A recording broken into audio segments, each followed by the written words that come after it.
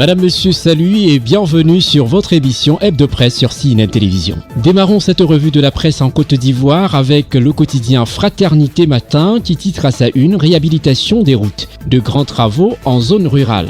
Le Nouveau Réveil, quant à lui, s'intéresse aux propos de Brédoumi, porte-parole du PDCI RDA sur Live TV hier nuit. Liste électorale, liste des candidats, au plus tard le 2 décembre, tout sera bouclé.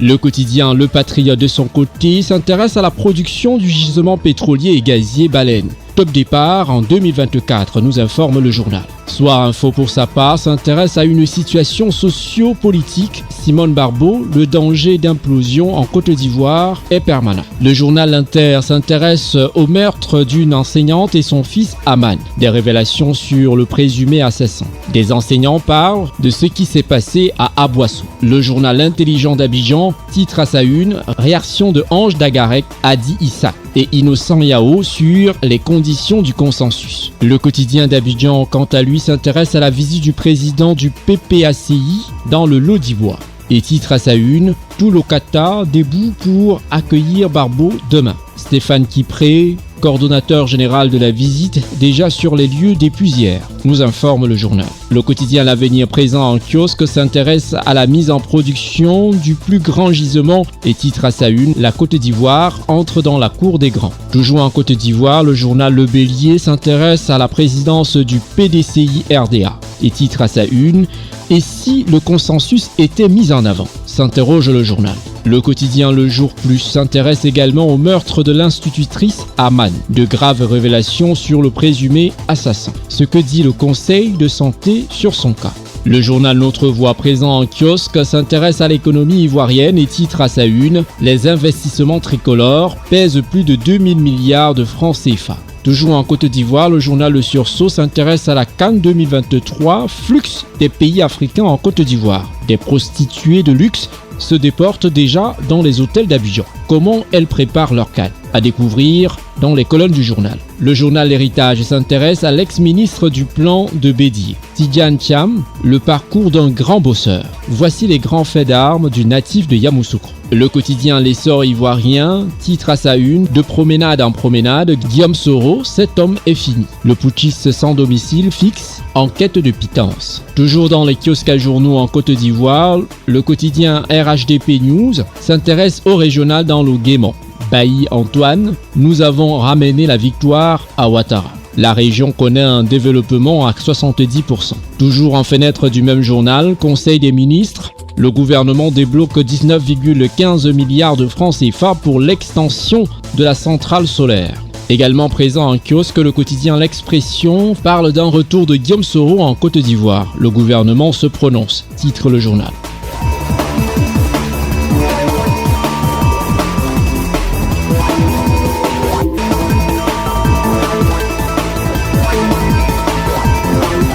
Chers fidèles téléspectateurs de la télévision CNN, poursuivons cette revue de la presse au Cameroun avec le quotidien Cameroun Tribune qui titre à sa une « Circulation des armes et munitions ». Alerte rouge. D'après le journal, face aux menaces sécuritaires, les députés, membres de la Commission de la Défense nationale et de la sécurité de l'Assemblée nationale ont appelé hier à un renforcement des contrôles. C'était au cours d'une séance de travail avec les responsables du ministère de l'administration territoriale. Plus de précisions en pages 6 et 7 du journal. Le quotidien Émergence pour sa part s'intéresse au phénomène épidémie de féminicide au Cameroun.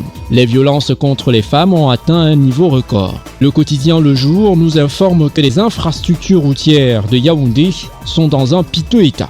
D'après le journal, les routes de la capitale et ses périphéries sont endommagées et plombent les activités des commerçants et des automobilistes. Le quotidien Mutation pour sa part s'intéresse aux zones rurales et titre à sa une « Rayon de lumière ». D'après le journal, 525 localités reparties dans les 5 régions du Cameroun bientôt électrifiées grâce à un projet financé par la Banque mondiale, la Banque européenne d'investissement et l'Union européenne. Le ministre de l'eau et de l'énergie a procédé hier au lancement en présence du MINDEF, du MINEPA, du MIMAP et du DGSN. Poursuivons avec le tri hebdomadaire Le Soir, qui s'intéresse également à l'électrification rurale et titre à sa une, Paul Biya illumine près de 525 zones sous-desservies. Le quotidien Econews parle d'accords de partenariat économique entre le Cameroun et l'Union européenne et titre à sa une, 125 milliards de francs CFA de droits non payés.